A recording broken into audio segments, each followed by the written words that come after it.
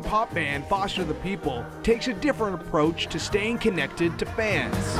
Hailed by critics and music lovers alike for its universal hit Pumped Up Kicks, Foster the People has shunned the traditional path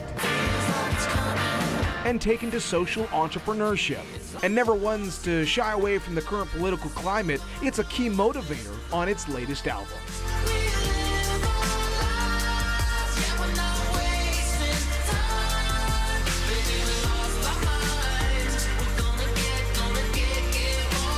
Let's start with the new album. And Mark, I see that statement that you put out. You guys have pinned it to your Twitter as well, which it says a lot. Like you had this, it's almost like the bird locked up in the cage and you finally put it out there.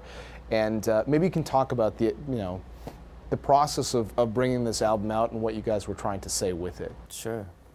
Yeah, I felt like, the world has changed a lot since the last time we were on the road. So really going into this record, in the last 3 years, it just felt like there were so many things globally that had shifted, following the refugee crisis in Syria, the political turmoil in our own country, bombings, attacks, terrorism, spirit of nationalism, Brexit, racism, all these things that I felt like we were kind of socially evolving past as people. Feel like they've kind of come back in full force. And so going into the record, I think that was, something that was kind of weighing on me like daily when, really trying to kind of tap into, what's this record supposed to be about? What's the concept and what's the spirit? And it really felt important to us as a band, to make something that was joyful. In spite of everything that was going on, something that was unifying, but using joy as a weapon, because I think joy is the best weapon, against oppression. And it just felt like, artists, I feel like have a responsibility, music can be used in so many different ways. It can be used as a sword, as a weapon to kind of to bring truth to a situation. You can look at like all the political songs from the 60s and how they spoke to that generation during the Vietnam War. The Bob Dylan and Woody Guthrie and how important that music was, or even back to like Nina Simone, and what she did, for the civil rights movement. And it just felt like, in the times that we're living in right now, it felt like we really just wanted to bring people together and try to unite people and try to create a palette of music to bring people out of their own head, and to create a space where people can really, just experience joy and try to lift some of that burden, So that was our motivation. I think we accomplished some of it. I think your that part's not up to us, though. That's right. I think your fans would agree. Sean, that's a lot of powerful stuff. But because you guys have evolved as a band together, I guess you can take that journey. You can think about all those things and then put something out because of the familiarity you guys all have with each other, I would imagine. Yeah.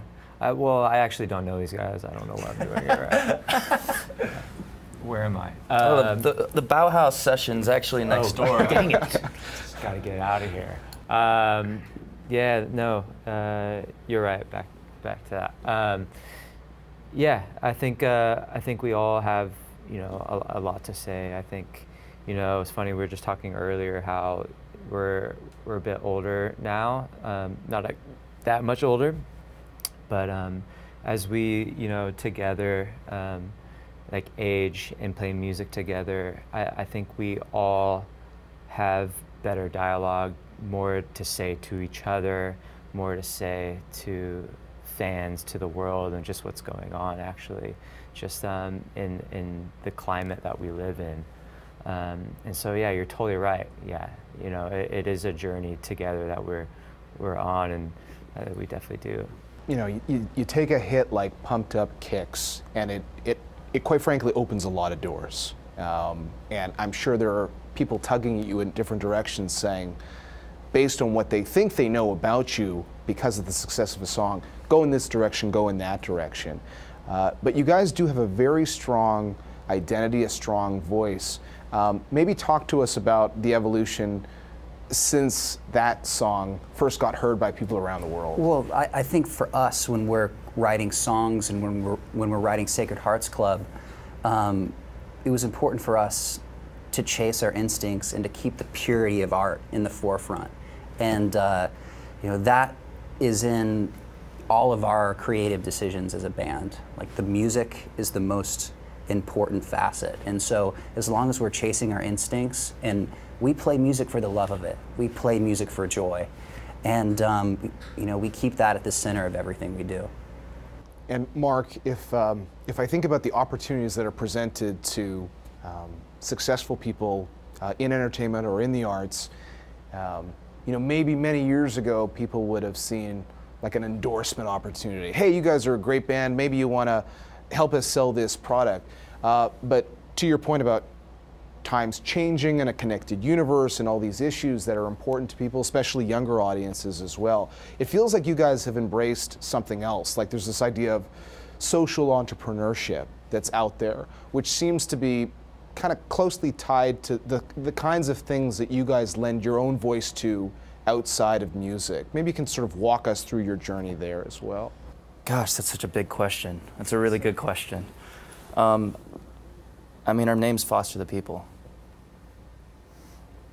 It's like, I think that, I think something deep inside of us, I think we've all been altruistic and philanthropic individually throughout our lives in different ways. And so I think, the synergy of us being in a band together, taking the history of kind of what we've done individually has really brought that conversation, I guess, to the forefront, like a lot, and it ties into our music, and it ties into things that we've kind of chosen to do collectively as a band. At our first tour on Torches, we crowdfunded this thing called the Do Good Bus, which Mark Pontius, our drummer's sister, started I think a couple of years before that, but we basically took them on tour, so their bus followed behind our bus, and it was kind of a way we would team up with mom and pop charities that didn't really have a lot of manpower, that maybe they were a food bank, or they were had a lot of work to do as a charity, but maybe only had 2 people working there.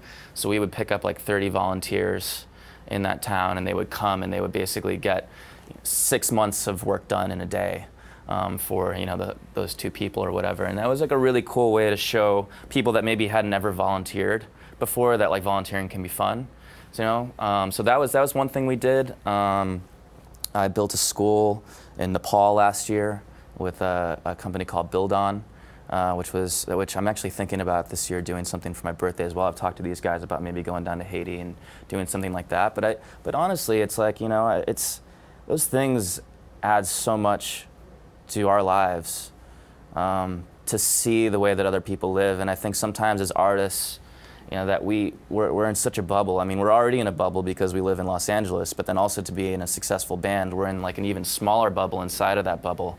And I think that it can be a very warping place for a lot of people, and to get outside of ourselves and to see the world and be look, it's not about us.